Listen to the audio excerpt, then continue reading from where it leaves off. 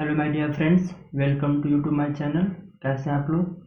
उम्मीद करता हूँ अच्छे होंगे, स्वस्थ होंगे और अपनी पढ़ाई कंटिन्यू कर रहे होंगे। हम पढ़ रहे थे परसेंटेज के कुछ टॉपिक। तो हमने पिछले 12 क्लास में हम कुछ टॉपिक कवर किए हैं, जिसमें हमारा परसेंटेज के कुछ और टॉपिक अभी बचे हैं, तो वो भी हमें 3-4 दिन में निपटाना है। तो चलिए शुरू करते हैं। सवाल आपके सामने ये रहा, आप पढ़िए एक बार सवाल, वीडियो को पॉज करिए और खुद से एक बार ट्राई करने की कोशिश करिए। चलिए, आई होप आपने ये सवाल कर लिया है। तो चलिए मैं आप सोल्यूशन की ओर चलते हैं। एक निर्माता कुछ सामान थोक विक्रेता को 25% लाभ पर तथा थोक विक्रेता फुटकर विक्रेता को 20% लाभ पर तथा फुटकर विक्रेता ग्राहक को 28% लाभ पर बेचता है। यदि ग्राहक उसे 9600 रुपये में खरीदता है तो निर्माता के लिए सामान का मूल्य बताना है। तो इंग्लिश में आप पढ़ लीजिए अगर इंग्लिश में कंफर्टेबल है। A manufacturer sold his goods of wholesaler at 25% profit and the wholesaler sold it to retailer at 20% profit and the retailer sold it to customer at 28% profit. Then find the cost price of goods for manufacturer if customer purchase it at rupees 9600. ये देखो, एक company ने कुछ सामान manufacture किया है, बनाया है। उस सामान का हमें कॉस्ट प्राइस मालूम करना है कि कितने रुपए में कॉस्ट प्राइस हुई बनाया होगा कंपनी ने। तो उसको हमने मान लेते हैं एक्स। ठीक है, उसको हमने क्या मान लेते हैं एक्स। इतने रुपए में एक कंपनी ने कुछ सामान को जो है मैन्युफैक्चर किया है। अब उस कंपनी ने क्या किया है, सेलर को 25% लाभ पर बेच देता है। 25% लाभ पर मतलब क्या होता है, 25% की वैल्यू आपको पता होगी 1/4। इसकी वैल्यू कितनी होती है, यहाँ पे लिख देते हैं 1/4, यानी 25% की वैल्यू होती है 1/4। इसका मतलब क्या हुआ कि अगर सामान 4 रुपए का कॉस्ट प्राइस है तो 1 का प्रॉफिट देके बेच देगा कंपनी, किसको, विक्रेता को, सेलर को। तो सेलर को बेच देगा कितना, 1 के प्रॉफिट में। तो कितना का बेचा, 5/4 में। देखिए, एक कंपनी का ये सेलिंग हो गई एक्स गुणे 5/4। कंपनी ने किसको बेचा है, विक्रेता को, सेलर को। लेकिन जो सेलर ने खरीदा है, भाई कंपनी ने बेचा, सेलर ने खरीदा, तो सेलर के लिए तो अपना कॉस्ट प्राइस हो गया वो। भाई खरीदने को कॉस्ट प्राइस बोलते हैं ना। तो कंपनी ने इसको बेचा और विक्रेता ने, सेलर ने खरीदा, तो सेलर का कॉस्ट प्राइस कितना हो गया, एक्स गुणे 5/4। ठीक है, अब सेलर भी बेचेगा, सेलर ने रिटेलर को बेचा है कितने में, 20% प्रॉफिट में। अब इसका 20% प्रॉफिट में बेचेगा तो कितना, 20% की वैल्यू होती है 1/5। 1/5 की वैल्यू क्या होती है, यानी 5 का अगर खरीदा है तो बेचा कितने में, 6/5 में। 6/5 में बेच दिया, किसको, रिटेलर को। तो रिटेलर का ये क्या होगा, कॉस्ट प्राइस हो जाएगा। भाई जो खरीदेगा उसका उसका कॉस्ट प्राइस, जो बेचेगा उसका सेलिंग प्राइस। तो ये सेलिंग प्राइस किसका होगा, ये सेलिंग प्राइस होगा सेलर का। ये एक्स गुणे 5/4 गुणे 6/5, ये सेलर का सेलिंग प्राइस होगा। और कॉस्ट प्राइस किसका होगा भैया, कॉस्ट प्राइस रिटेलर का कॉस्ट प्राइस। भैया रिटेलर ने सेलर से खरीदा है तो ये क्या हो जाएगा, रिटेलर का कॉस्ट प्राइस। अब रिटेलर भी कस्टमर को कितने रुपए के प्रॉफिट में बेचता है, 28% के प्रॉफिट में बेचता है। तो उसने कितने रुपए में खरीदा होगा, कस्टमर ने 128/100, इतने रुपए में उसने, कस्टमर ने खरीदा होगा। इतने रुपए में रिटेलर ने बेचा तो कस्टमर ने इतने रुपए में खरीदा। लेकिन कस्टमर ने खरीदा कितने रुपए का, 9600 रुपए का। ठीक है भाई, अब कुछ नहीं करना है, अब आपको काटना है, वो कैलकुलेशन करना है। 4 5 5 5 से 5 काट देते हैं तो 4 से काट देते हैं, 4 तिया 12, 4 दूनी 8, 32 से काट दो, 32 तिया 96, और कट रहा, 6 से काट दो, 6 5 30। तो कॉस्ट प्लस एक्स की वैल्यू कितनी निकल के आ जाएगी, एक्स वैल्यू निकल के आ जाएगी 5000। देख लीजिए 5000 किस ऑप्शन में दिया गया है, 5000 ऑप्शन नंबर ए में दिया गया है। चलिए अगले सवाल पे चलते हैं। एक बार आप वीडियो को पॉज करिए और खुद से ट्राई करने की ट्राई करिए। देखिए ये सवाल लेंदी नहीं, देखने में लेंदी है, आपको बस समझ विकसित करनी होगी। तो वो कैसे होगी? आपकी प्रैक्टिस से। ठीक है, तो प्रैक्टिस आपको क्या करना है कि आपको माथापच्ची करना होगा हर सवाल में। हर सवाल को वीडियो को पॉज करना पड़ेगा और खुद से चिंतन मनन करना होगा आपको कि इस सवाल को कैसे मैं टैकल कर सकता हूँ। राइट, आई होप आपने कर लिया होगा। सोल्यूशन की ओर चलते हैं। एक आदमी जुए की 3 बाजियां खेलने के बाद अपने पास आरंभिक धन का आधा धन ही पाता है। क्या कर रहे भैया, सवाल की लैंग्वेज को समझिए। कह रहे कि एक आदमी की जुआ की 3 बाजियां खेलता है और जुआ हर और जो है जो 3 बाजियां खेलने के बाद देखता है, 3 बाजियां खेलने के बाद देखता है कि मेरे पास तो अब आधा पैसा बचा है। मान लो 100 रुपए में जुआ खेला होगा, 3 बाजियों के बाद उसका पास कितना बचा होगा? आधा, यानी 50 रुपए बचा होगा। ठीक, इतनी बात क्लियर हो गई। देखो जुए की शर्त क्या है? जुए की शर्त यह है कि यदि प्रत्येक बाजी जीतता है तो उससे 100 रुपए मिलेंगे, परंतु उसे अपने कुल धन का 50% धन वापस जमा कराना होगा। अगर कह रहा है कि हर हर बाजी अगर जीतता है, कोई भी इंसान अगर हर बाजी जीतता है तो उसको हर बाजी में 100 रुपए मिलेंगे, लेकिन शर्त ये रहेगी मिलेंगे लेकिन उसको आधा रुपए जमा करना होगा, फिर आधे रुपए में खेलना पड़ेगा उसको। ठीक है, ये शर्त है हमारे जुए की, याद रखना। अब सवाल क्या रहा है यहां से, यदि वह तीनों ही बाजियां जीत जाता हो तो आरंभिक में उसका धन ज्ञात करना है। ठीक है भैया, सवाल में क्या रहा है कि ये तीनों बाजियां जीतता है, कोई बाजी नहीं हारता है, बाजियां 3 खेलता है, तीनों बाजियां जीतता है। चलिए, तो मान लेते हैं उसके पास 800 रुपए रहा होगा। ठीक है, उसके पास 800 रुपए रहा होगा।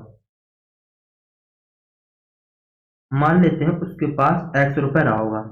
ठीक है, अब उसके पास 800 रुपए रहा होगा। अब वो 800 रुपए लेके जुआ के अड्डे में गया। ठीक है भैया, जुए के अड्डे में आ गया 800 रुपए लेके। पहली बाजी चाल पहली बाजी उसने खेलना चालू किया, पहली बाजी जीत गया। भाई वो तो क्वेश्चन कह रहा है कि तीनों बाजी जीतता है, तो हर बाजी उन्हें पहले वाली बाजी जीत गया। तो शर्त क्या थी, अगर जीत जाएगा तो उसको 100 रुपए मिल जाएगा। तो इसमें 100 रुपए उसको मिल जाएगा जीतने के बाद, उसको 100 रुपए मिल जाएगा, जीतने के बाद उसको 100 रुपए मिल जाएगा। ठीक है, अब इसके पास इतना रुपए हो गया जीतने के बाद। अब हुआ क्या है कि उसको आधा रुपए क्या करना है, आधा यानी 50% धन वापस जमा कराना होगा। यानी 50% जमा करा के फिर खेलना होगा उसको। तो 50% जमा करा के उसको कितने रुपए में खेलेगा, यानी आधे आधा धरेगा, आधे में खेलेगा। तो आधा 1/2 इतने रुपए में खेलेगा जुआ। ठीक है, अब क्या हुआ, इतने रुपए में जुआ खेलेगा और फिर दूसरी बाजी में जब इतने रुपए में लेके जाएगा जुआ में दोबारा बाजी में, तो फिर जीत जाएगा 100 रुपए, यानी 100 रुपए फिर जीत जाएगा दूसरी चाली में भी। जीत जाएगा नहीं जीत जाएगा? आप कहेंगे बिल्कुल जीत जाएगा। फिर 100 रुपए उसको दूसरी बार जीतने के बाद 100 रुपए मिल गए और उसको फिर से 50% वापस करना होगा, तो बचेगा कितना? 1/2 बचेगा कि नहीं बचेगा? अब 1/2 बचा, फिर उसको 100 रुपए तीसरे बाजी में भी उसको मिल जाएंगे, तीसरे बाजी में जीत जाएगा तो तीसरे बाजी में 100 रुपए मिल जाएंगे। ठीक है, अब तीसरे बाजी में मिलने के बाद उस ये तो जीत गए, तीसरे बाजी में 100 रुपए मिल गए। अब क्या हुआ, उसको 1/2 वापस जमा कराना हो, तो कितना बचेगा? 1/2। लेकिन वो कह रहा है कि उसके पास बचेगा कितना? आधा, यानी पहले कितना था x, तो अब बचेगा उसके पास x/2, यानी 3 बाजी खेलने के बाद उसके पास बचेगा x/2। अब कैलकुलेशन करना है और कुछ नहीं करना है। चलिए, अब 1/2 का गुणा करना है x प्लस 100 में से। तो एक का गुणा x में, 1/2 का गुणा x में करोगे तो x/2 आ जाएगा यहाँ पे। ठीक है, अब 1/2 गुणा 100 में करोगे तो 50 आ जाएगा, प्लस ये वाला 100 आ जाएगा, गुणे 1/2 प्लस 100।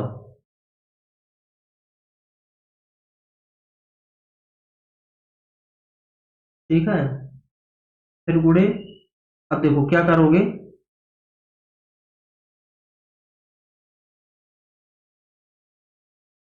2 से 2 को काट सकते हो तो यहाँ पे डायरेक्ट x लगा सकते हो।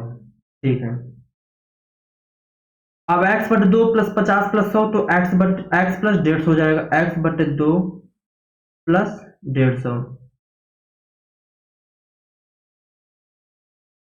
गुणे 1/2 प्लस 100 बराबर x। क्लियर। अब x/1/2 का इसमें पूरे में गुणा करोगे तो x/4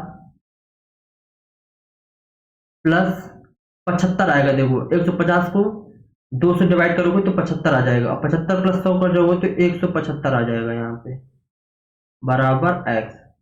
अब x/4 को इस तरफ ले जाओ, जो कि यहाँ पे कर लो ऐसे, 175 बराबर x माइनस x/4। तो x में से x/4 घटाओगे तो 3x/4 आ जाएगा, तो 175 बराबर 3x/4। तो 3x की वैल्यू कितनी निकल के आ जाएगी, 175 गुणे 4। ठीक है, तो x की वैल्यू कितनी निकल के आ जाएगी, 175 गुणे 4/3। तो x की वैल्यू कितनी, 175 गुणे 4 करोगे तो 700 आ जाएगा, 700/3। ये आ जाएगा हमारा आंसर। तो 700/3 किस ऑप्शन में दिया गया है, 700/3 में ऑप्शन नंबर सी में दिया गया है। चलिए अगले सवाल पे। राम ने 6 काली तथा x सफेद गेंद खरीदी। काली गेंद का मूल्य सफेद गेंद के मूल्य का था, सफेद गेंद के मूल्य का था नहीं, इसमें वो कुछ मिसिंग है। इसमें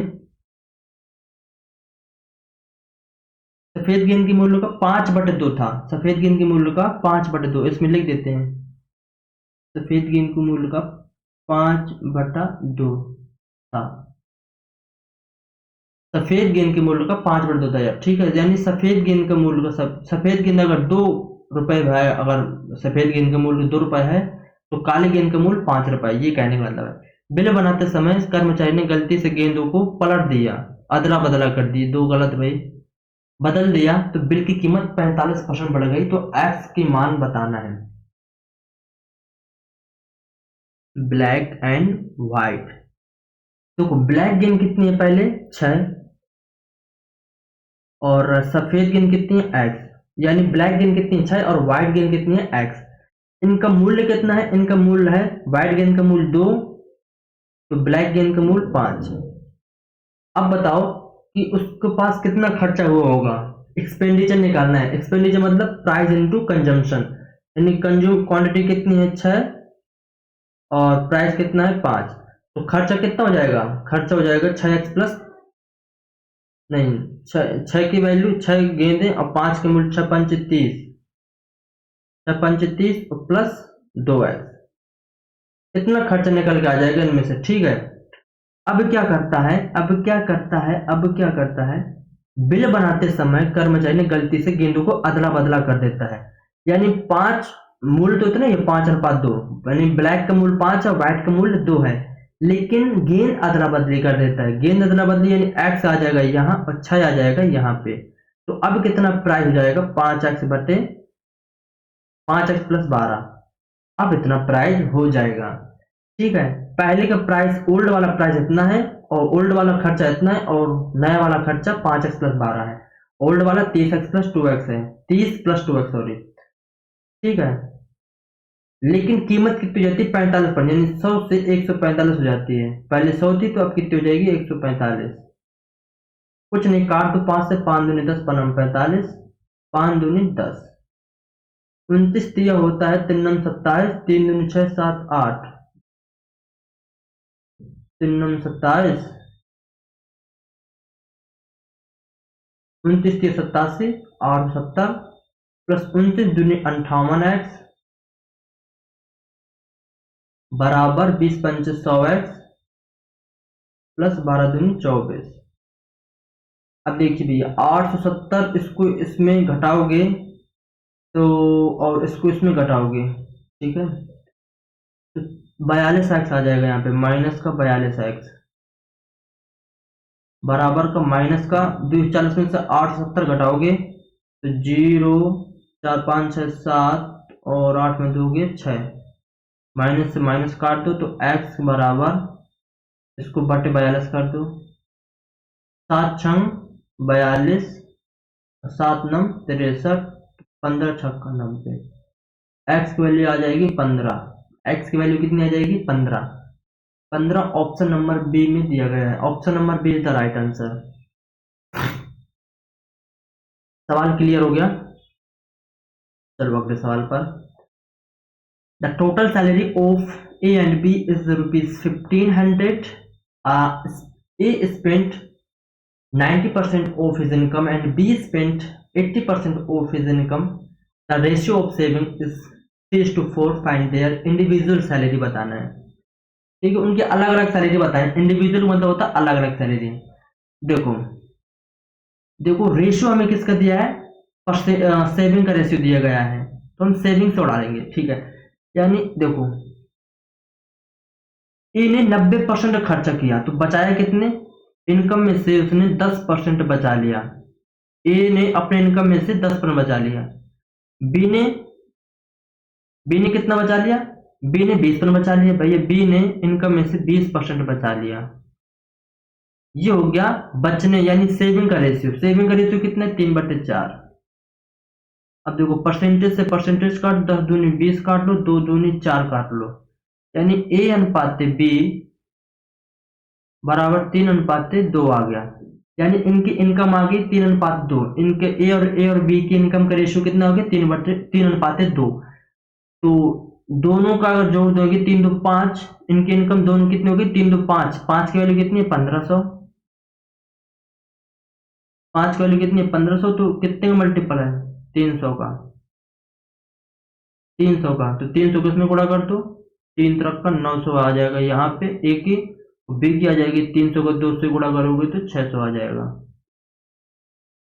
900 और 600 उत्तर आ जाएगा। 900 और 600 ये ऑप्शन नंबर ए में दिया है। ऑप्शन नंबर ए में दिया है। चलो, एक परीक्षा में स्कूल एक्स के पास हुए छात्र कुल परीक्षार्थियों का 80% है। स्कूल वाई के कुल परीक्षार्थी स्कूल एक्स के कुल परीक्षार्थियों से 25% ज्यादा है। और स्कूल वाई के पास हुए छात्र स्कूल एक्स के पास हुए छात्रों से 40% अधिक है। तो स्कूल वाई के पास हुए छात्र स्कूल वाई के कुल परीक्षार्थियों का कितना परसेंट है? देखिए सवाल में कुछ नहीं है, एक बार प्लीज खुद से एक बार ट्राई करने की कोशिश करिए, आपसे आंसर निकल आएगा, गारंटी के साथ कह सकता हूं मैं।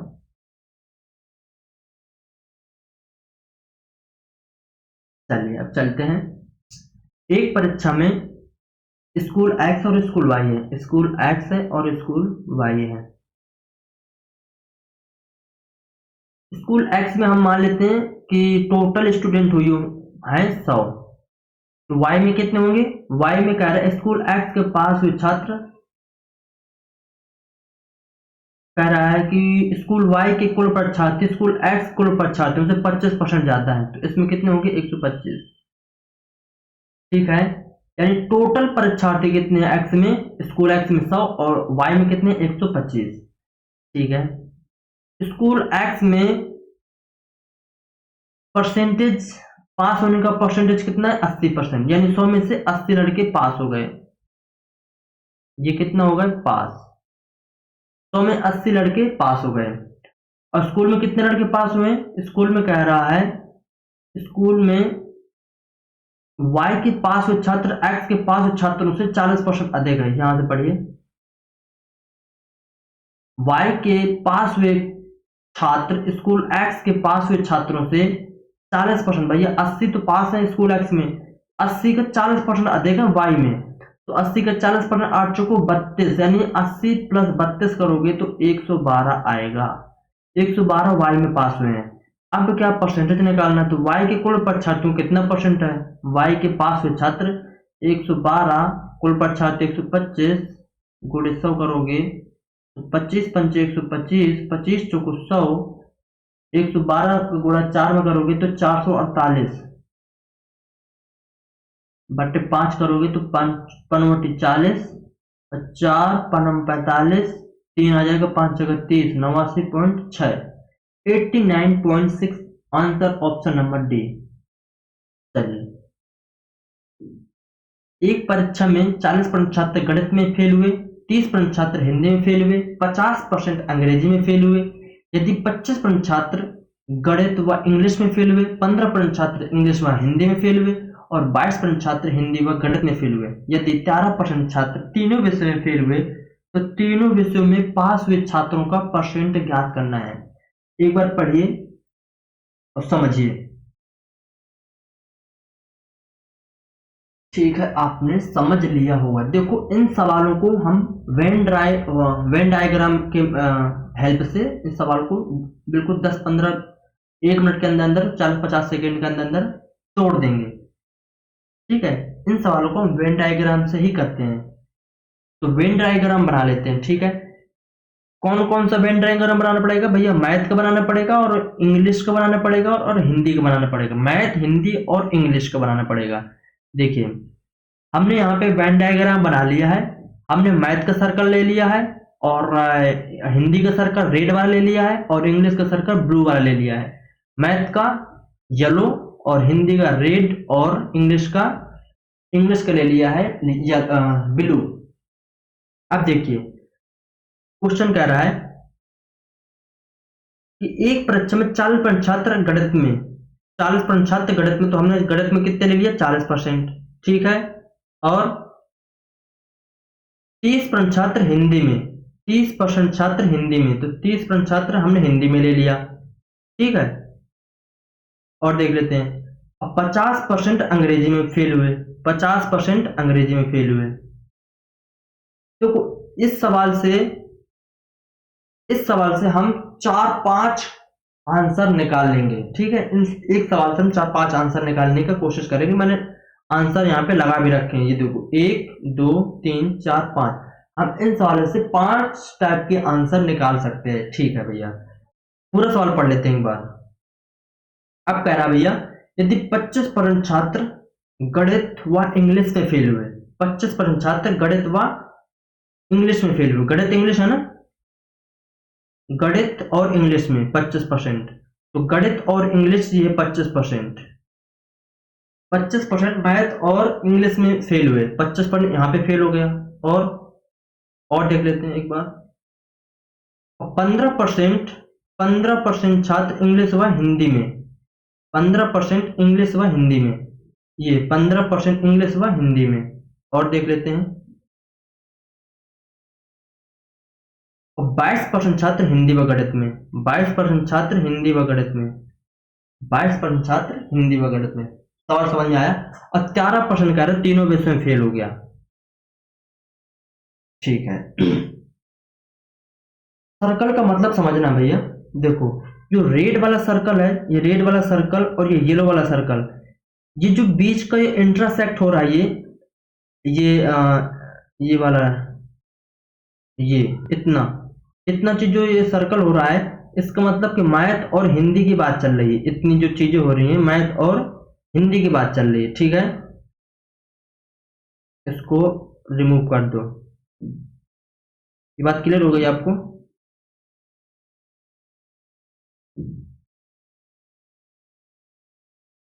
चलिए,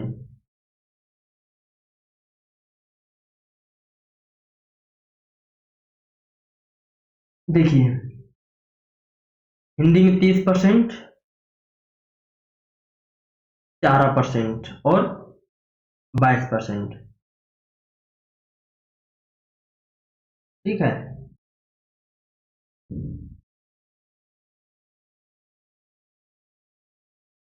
11% का मतलब क्या भैया? तीनों विषयों में फेल हो गया है।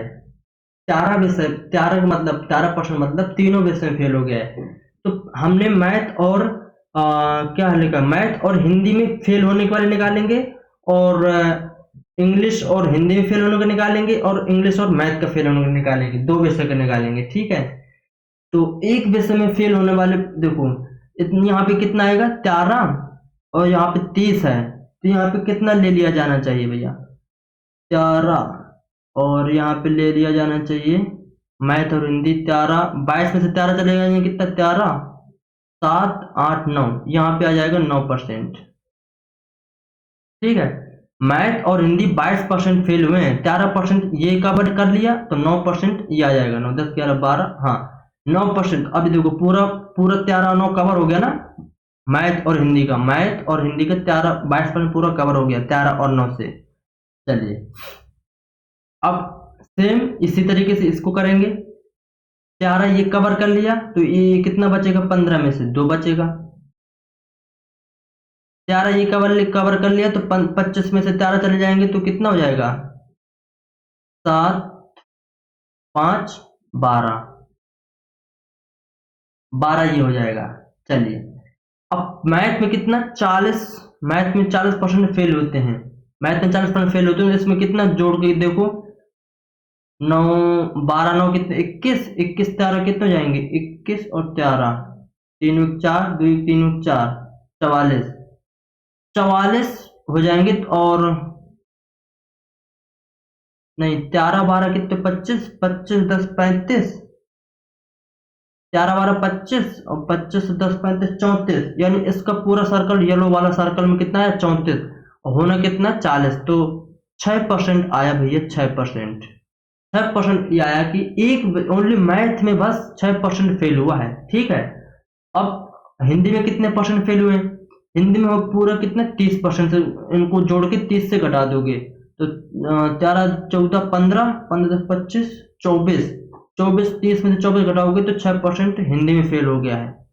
24 यानी 6% हिंदी में फेल हो गया है। अब इंग्लिश में कितना फेल हुआ है, देखो 13 2 12, 13 12 25 2 27, 50 में से 27 चले जाएंगे, 50 में से 11 12 25 26 27, 27 घटा दो, 7 से 8 9 10 30, 30% अंग्रेजी में फेल हो गया है। अब देखो सवाल, अब अब पूरे क्वेश्चन आ जाएंगे आंसर, इसको रिमूव कर देते हैं।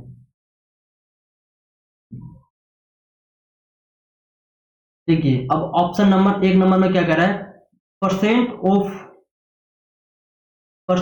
Student fail in one subject, एक सब्जेक्ट में कितने परसेंट बच्चे फेल हुए हैं एक सब्जेक्ट में, तो एक सब्जेक्ट में भैया मैथ में 6% फेल हुआ है और 6% इसमें फेल हुआ है। 1 नंबर का आंसर देख लेते हैं, 6% प्लस 6% प्लस 23%, तो 6 6 12, 12 23 35, यानी 35% बच्चे जो है एक विषय में फेल हो गए हैं। एक विषय में, 3 में से एक विषय में 35% बच्चे फेल हो गए हैं, चाहे वो हिंदी में फेल हुआ हो, चाहे मैथ में फेल हुआ हो, चाहे अंग्रेजी में फेल हुआ, एक सब्जेक्ट में फेल हुआ है 35% बच्चे। ठीक है, अब दो विषय में कितने बच्चे फेल हुए हैं, दो विषय में, तो दो विषय में कितने भैया, 9% ये है दूसरे नंबर का, 9% ये है और 2% ये है प्लस 12 ये है, तो 9 2 11, 12 और कितने हो जाएंगे 23, यानी 23% बच्चे दो विषय में फेल हुए हैं। 23% बच्चे दो विषय में फेल हुए, और तीन विषय में कितने बच्चे फेल हुए, 3 विषय में 13% बच्चे फेल हुए हैं, 13% बच्चे फेल हुए हैं। ठीक है, एक विषय में कितने परसेंट बच्चे फेल हुए, 35, दो विषय में 23 और 3 विषय में 13। देखिए अब देखिए, पहले विषय में, पहले सब्जेक्ट में कितने बच्चे फेल हुए, 35%, और दूसरे में देख लेते हैं, दूसरे में हुए 23, दूसरे में हुए 23% और तीसरे में बता ही रहा कि 13%। इनको जोड़ लेते हैं भैया, 5 5 3 8 8 9 10 11, 3 2 5 6 1 7। मेरे कहने का मतलब ये है कि 31% बच्चे फेल हो गए हैं, कोई ना कोई, चाहे एक विषय से फेल हुआ हो, चाहे दो विषय से फेल हुआ, चाहे तीनों विषयों से फेल हुआ है। तो फेल्ड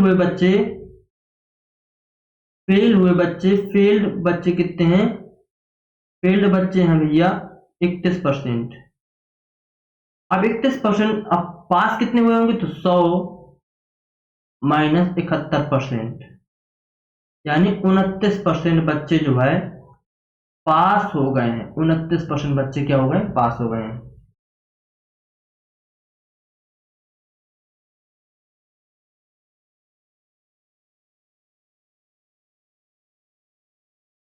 बात क्लियर हो गई। तो चलिए फिर आज के लिए इतना ही रखते हैं, मिलते हैं फिर अगली क्लास पर, तब तक के लिए टाटा बाय बाय।